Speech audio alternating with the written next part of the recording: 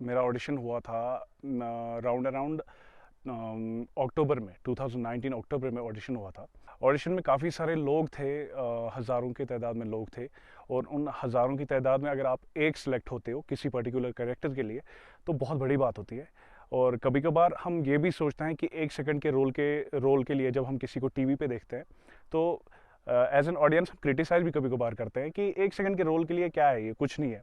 लेकिन उस एक सेकंड के रोल की कदर जो है वो एक आर्टिस्ट ही जानता है, जिसने हज़ारों की भीड़ में जब ऑडिशन के लिए खड़ा हुआ होता है वो, और जब ऑडिशन देता है और उन हज़ारों में जब वो एक सेलेक्ट होता है तब उसको कदर आती। स्ट्रगल तो हर एक फील्ड में होती है, और अगर हम बात करें यहाँ पे इस फील्ड की, इसमें मुझे लगता है थोड़ा ज़्यादा स्ट्रगल है। मैं पिछले 4 साल से थिएटर करके आ रहा हूँ और थिएटर एक्सपीरियंस काफ़ी रहा, उसने काफ़ी हेल्प की। और स्ट्रगल, आप स्ट्रगल की बात करेंगे, स्ट्रगल हर फील्ड में है, और यहाँ पे अगर हम इस फील्ड की बात करेंगे स्ट्रगल बहुत ज़्यादा है।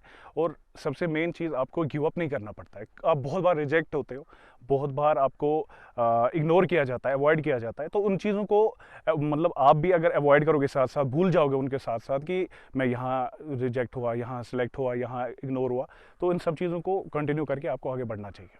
आर्ट एक ऐसा फॉर्म है जहाँ पे लोग जो है बहुत जल्दी आपसे कनेक्ट हो जाते हैं आर्ट के फॉर्म में। आर्ट में एक क्रिएटिविटी होती है, और वो क्रिएटिविटी आप कोई भी अगर देखे वो आपको इग्नोर नहीं कर सकता। आर्ट के कई फॉर्म्स हैं, लाइक कोई म्यूजिशियन होता है, कोई पेंटर होता है, कोई एक्टर होता है, कोई कुछ होता है। तो आर्ट के फॉर्म में जब भी कोई चीज़ आपके सामने लाई जाती है तो वो इग्नोर नहीं होती है, क्योंकि उसमें क्रिएटिविटी होती है, मेहनत होती है, अपॉर्चुनिटीज़ आती रहती है। आपको सर्च करनी पड़ती है, आपको खुद ढूंढना पड़ता है चीज़ों को। अगर आप घर बैठ के किसी चीज़ का वेट करोगे, घर बैठ के कोई चीज़ आएगी नहीं, आपको बाहर निकलना पड़ेगा, आपको स्ट्रगल करना पड़ेगा, तो तब जाके चीज़ें आपके पास आती है।